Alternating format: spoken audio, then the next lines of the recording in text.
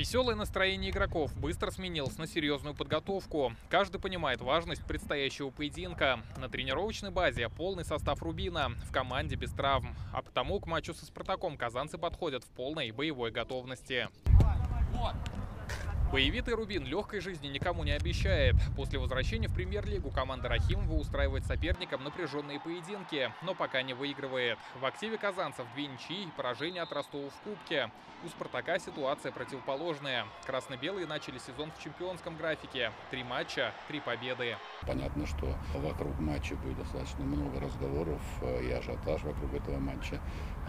Там, где «Спартак», всегда этот ажиотаж присутствует. И это нормально, но, наверное, все-таки мы должны сказать о том, что мы не первый день в футболе, и в такой степени на нас это не должно влиять.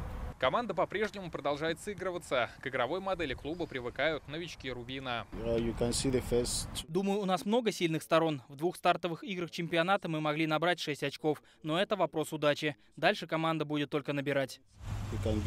Что касается истории личных противостояний, то здесь чаша весов на стороне москвичей. Команды провели друг с другом 46 матчей, в которых чаще побеждал «Спартак». Показатель забитых мячей тоже в пользу красно-белых. Однако последняя игра в Казани в апреле 2022-го осталась за «Рубином». Очередную встречу команды проведут в ближайшую субботу в Казани на Ак-Барс-арене. Начало игры в 17:30. Напомню, чтобы попасть на матч, необходим паспорт болельщика.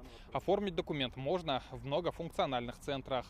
Рамиль Галиуллин, Адель Мендубаев, ТНВ, Казань.